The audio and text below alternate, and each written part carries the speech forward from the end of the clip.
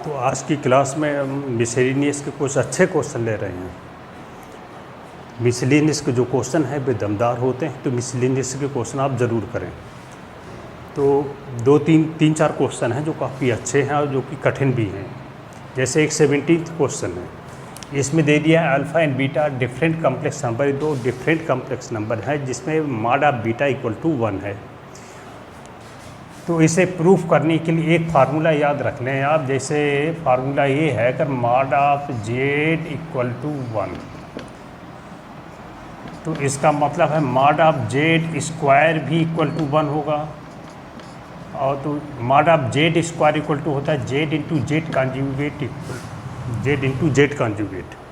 कोई भी complex number है जब उसको मल्टीप्लाई कर दें, उसी के कॉन्जुगेट से मल्टीप्लाई कर दें, तो उनका जो प्रोडक्ट है वो हो जाएगा उसके स्क्वायर ऑफ मॉड। जैसे जेड इंटू जेड कॉन्जुगेट, इन दोनों का प्रोडक्ट है उसके मॉड ऑफ जेड के स्क्वायर के इक्वल। बस ये यहाँ पर थ्योरी यूज करेंगे। अब जैसे मॉड ऑफ बीटा, यहाँ पे ये दे दिया है mod of beta equal to 1, इसका मतलब हुआ mod of beta square equal to 1।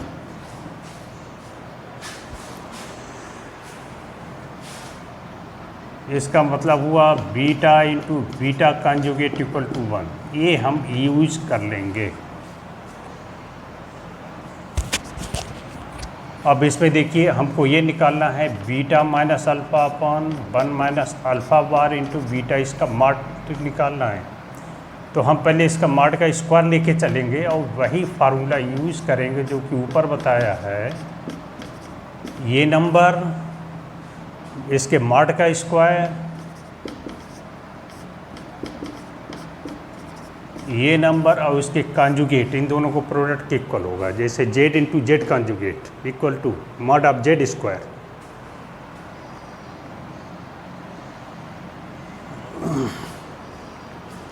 तो आप इसको इस तरीके से याद रखें।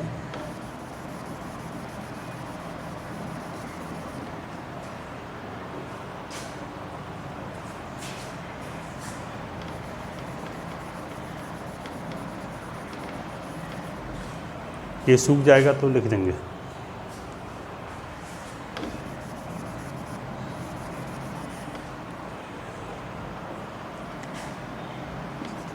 Mod of Z square equal to Z into Z conjugate. अब इसके बाद देखिए beta minus alpha upon 1 minus alpha bar into beta,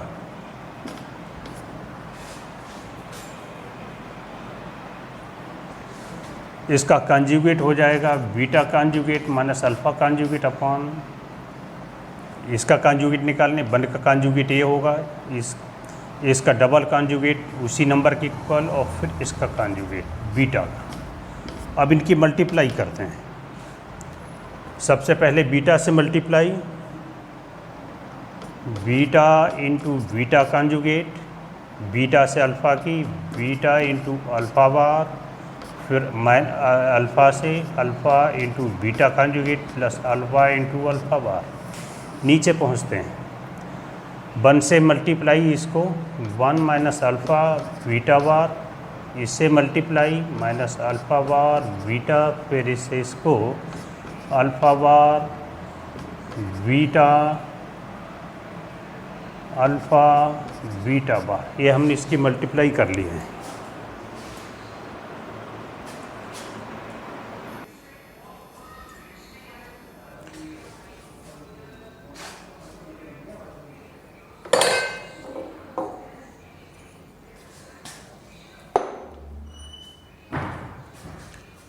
तो देखिए ये नंबर हो गया मॉड ऑफ बीटा स्क्वायर,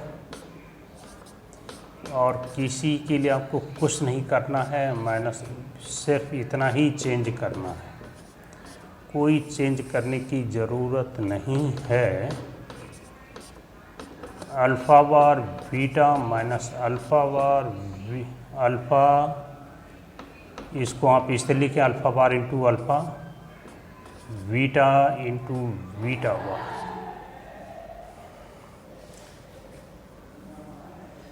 इसकी वैल्यू 1 हुई, beta alpha bar minus alpha beta bar plus alpha alpha bar. इसे मॉड ऑफ अल्फा हम इसलिए नहीं लिख रहे, लिख भी सकते हो, कोई ज़रूरत नहीं पड़ रही है। Alpha beta bar minus alpha bar beta minus alpha bar alpha, और ये हो गया मॉड ऑफ बीटा स्क्वायर, इसकी वैल्यू 1। अब इसके बाद नेक्स्ट लाइन पे पहुंच रहे हैं।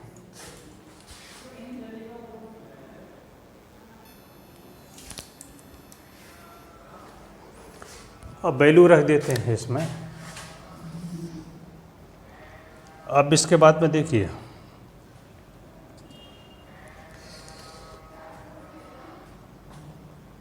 One minus beta into alpha bar है minus alpha beta bar plus alpha alpha बार, और नीचे आप देखें क्या लिखा हुआ है, 1 minus alpha beta bar minus alpha bar beta, और यहाँ पर इन दोनों की मल्टीप्लाई की है, माइनस माइनस प्लस हो जाएगा, ये प्लस में आएगा और ये भी प्लस होगा, अल्फ़ा अल्फ़ा बार। अब आप देख लें ये दोनों टर्म एक से हैं, 1 यहाँ पर 1 यहाँ पर, बीटा अल्फ़ा बार, तो beta alpha bar alpha beta bar plus alpha alpha बार, तो ये आपस में कैंसिल हो गए, आंसर बना गया। इस तरीके से क्वेश्चन सॉल्व हो गया कंप्लीटली। अब पहुंचते हैं नेक्स्ट क्वेश्चन पर।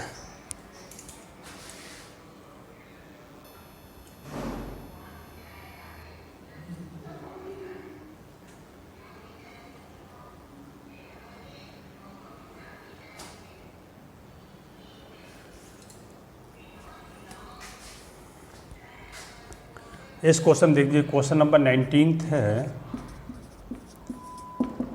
ये नंबर दे दिया है, इस तरीके से लिखना शुरू करें। गिवन दैट में है a plus I B C plus I D, serial wise लिखिए, डी के बाद ई आता है, E plus I F, F के बाद में जी आएगा, G plus I H, serial wise हमने लिख दिया है और कुछ नहीं किया है। अब हम क्या करेंगे, इसका कॉन्जुगेट लिखेंगे। क्या करेंगे, इसका कॉन्जुगेट।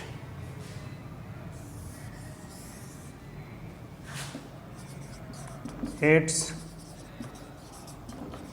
कॉन्जुगेट इज,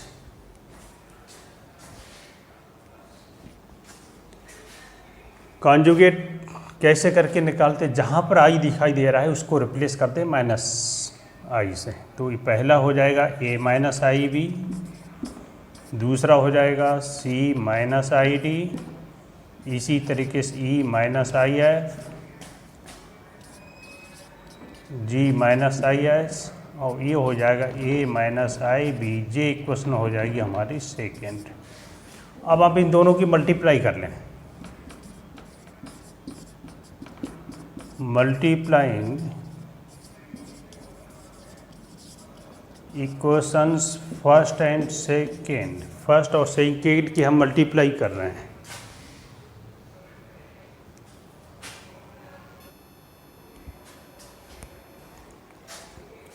तो इन इक्वेशन के अब हम मल्टीप्लाई कर दे रहे हैं।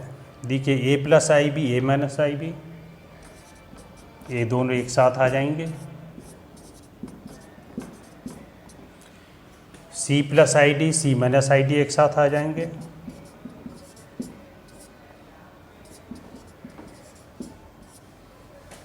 e प्लस आई एफ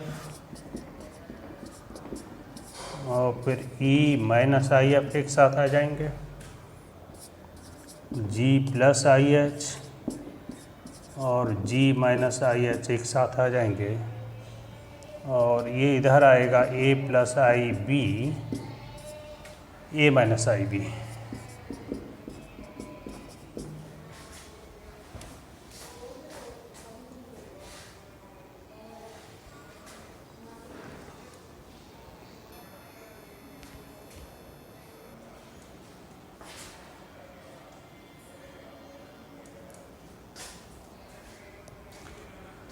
इन दोनों की मल्टीप्लाई हो जाएगी ए स्क्वायर माइनस में आई स्क्वायर बी स्क्वायर। इसी तरह इसकी मल्टीप्लाई हो जाएगी सी स्क्वायर माइनस आई स्क्वायर डी स्क्वायर। इन दोनों की हो जाएगी ई स्क्वायर माइनस में आई square F square.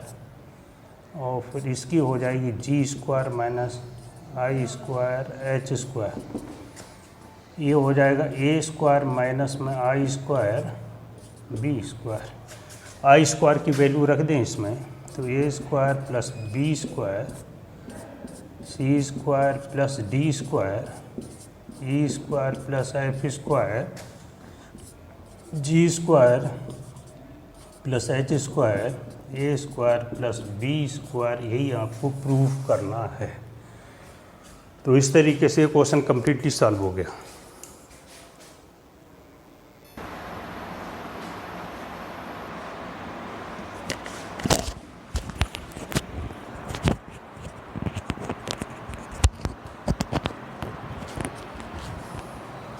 Question number 18, एक क्वेश्चन और बचा हुआ है इसका। इसमें निकालना find the number of non zero integral solution. ये एक क्वेश्चन दे दी है, इसमें सॉल्यूशन निकालना है। इसका मतलब एक्स की वैल्यू निकालनी है, वो नॉन जीरो आनी चाहिए। और दूसरा इंटीग्रल सॉल्यूशन, मतलब एक्स की एक तो वैल्यू नॉन जीरो होनी चाहिए और पूर्णांक एक्स के ऐसे कितने नॉन जीरो और पूर्णांक वैल्यू हैं जो इस इक्वेशन को सेटिस्फाइड करेंगे। तो देखिए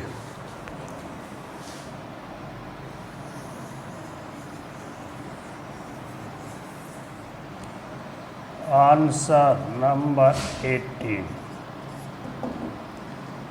1 minus I power x equal to 2 power x दे दिया है और यहाँ पर ये है इसका मॉड।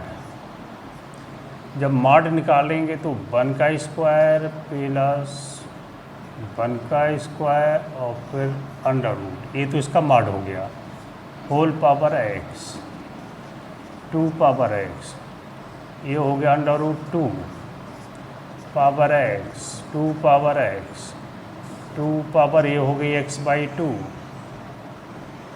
2 power x. इसको एक तरफ ले जाएं आप, x बाई 2 इक्वल टू 0। अब इसमें से आप कॉमन ले लें,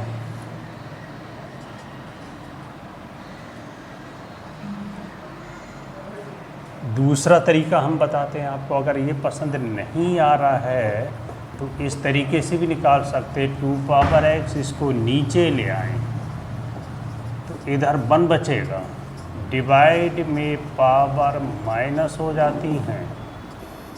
2 पावर एक्स बाई 2 1 है, 1 को ऐसे करके लिखा जा सकता, दोनों तरफ पावर हैं, इनकी कंपेयरिंग करें। एक्स बाई 2 की वैल्यू 0, x इक्वल टू यहाँ पर 0 निकल कर आया। ओनली x इक्वल टू 0 ये solution.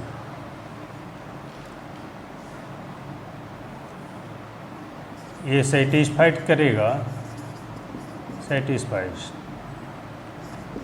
Given equation, given equation को ये सेटिस्फाइड करेगा। लेकिन पूछा जा रहा है आप नॉन जीरो बताइए, तो लिखेंगे इसमें हेंस ऐसा कोई solution, hence there is no, ऐसा कोई नॉन जीरो वैल्यू नहीं आ रही है और इंटीग्रल वैल्यू नहीं आ रही है सॉल्यूशन। क्यों x इक्वल टू 0 आ रहा, पूछा जा रहा है कि नॉन जीरो, तो नॉन जीरो वैल्यू नहीं आ रही, आपकी जीरो वाली वैल्यू आ रही, ना ही कोई इंटीग्रल वैल्यू आ रही है। तो इस तरीके से हमारे पास कोई भी सॉल्यूशन लिख दिया जाए, hence there is no solution. इस तरीके से एक क्वेश्चन कंप्लीट हो गया। मिसलेनियस एक्सरसाइज इसी साथ फिनिश होती है। अब हम इसके बाद में न्यू चैप्टर स्टार्ट करेंगे, परम्यूटेशन एंड कॉम्बिनेशन।